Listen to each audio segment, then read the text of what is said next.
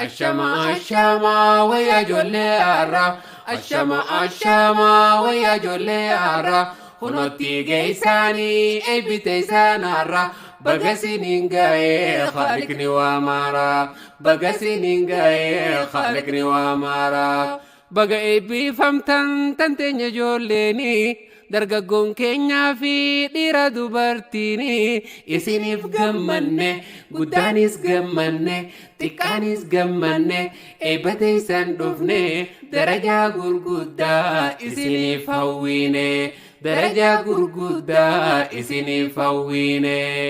Duruu eebbaa qabdan taman guddoo teenya tan abbootii teenya tan hawwatii teenya tanas dabalataan barnoonninis keenya tanas dabalataan barnoonninis keenya. Tolchee babbaareechee aadaa fi maanaani barnoota baarattee bakka gaggaayuuni.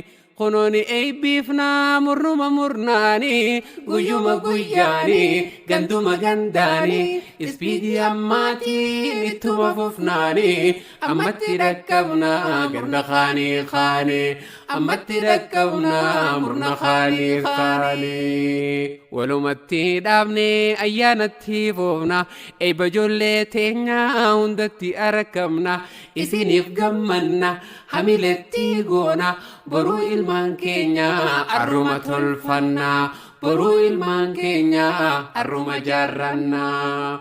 Barnoota baarachuu ijoollummaan eegaltan rakkoo meeqaan taamii irratti dandamtan gaara meeqaa baatan laga meeqaa buutan rooba caamaa keessaa barnootatti deemtan dandeettii rabbiitiin kunoo arraan geessan dandeettii rabbiitiin kunoo arraan geessan. Rabbiitu laaffisee dandeettiin taaniisa meeqa kuufee hafee hedduun obboleessa bu'aa bahii meeqaa si dabarsee keessa Rabbi si laaffisee kunoo asiin geessa Rabbi si laaffisee kunoo asiin geessa. Ijoollummaan raakaatee dabtara fudhatte rooba caamaa keessa barnootatti deemte rakkoo fi rakkisaa meeqaan tamobsiite firiitti harkatte bakka gayan geesse galanni kan Rabbii kunoo eebbifamte galanni kan Rabbii kunoo eebbifamte.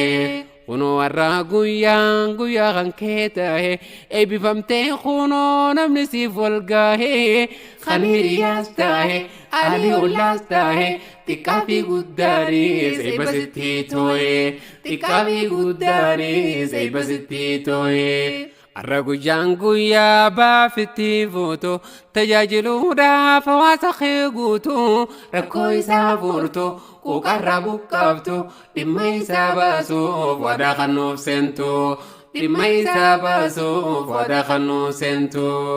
Nama waa beekuutu addunyaa hubaata namni waan beekne immoo taa'etii gubaata taa'etii qomaata kamta'uu jaalatta sumatu filata kamta'uu jaalatta sumatu filata. Namni waa beeku immoo addunyaan taphata siistama uummata haala mijeeffata ifitti gammadee jireenya jiraata ifitti gammadee jireenya jiraata. Namni waan beekne immoo jirutti taphata jireenya sodaata samuudhaan rakkaata bakkayyuu salphata jiraachuu jaalarraa yoo du'ee filata jiraachuu jaalarraa yoo du'ee filata. Ashama wayyaa ijoollee har'a.